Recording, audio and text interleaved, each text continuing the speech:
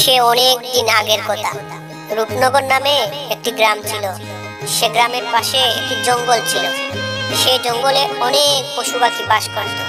তার মধ্যে ছিল একটি চালাক শিয়াল ও একটি বোকা ঈগল।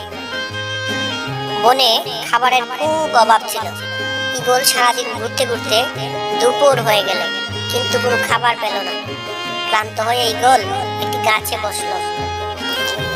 যে গরম পড়ছে আর পেটেও প্রচুর ক্ষুধা, বসে থাকলে তো আর পেটে বুঝবে না, যাই দেখি কোনো খাবার পাই কিনা।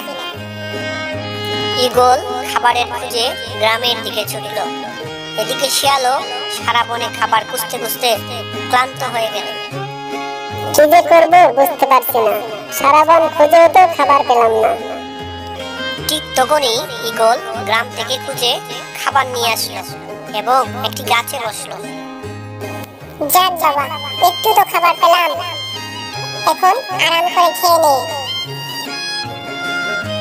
ঠিক তখনই শিয়াল এদিকে আসছিল এবং ঈগলের কাছে খাবার দেখতে পেল। এই তো ঈগলের কাছে খাবার দেখা যাচ্ছে, একটু বুদ্ধি বের করতে হবে। ও ভাই, ও ঈগল ভাই, তুমি দেখতে কত সুন্দর, কত সুন্দর তোমার চোখ, ঠোঁট এবং গায়ের রঙও বেশ চমৎকার। আর তুমি যখন আকাশে উড়ে বেড়াও, কি যে সুন্দর লাগে, বলার ভাষা নেই।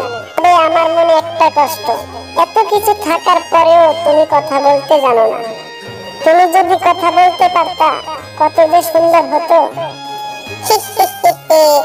বোকা শিয়াল, জানি না আমি যে কত সুন্দর কথা বলতে পারি, গান গাইতে পারি। এই বলে ঈগল তার খাবারের কথা ভুলে গিয়ে মনের সুখে গান ধরলো, আর এমনি তার খাবার নিচে পড়ে গেল। শিয়াল দৌড় দিয়ে খাবার নিয়ে হাঁটতে শুরু করলো।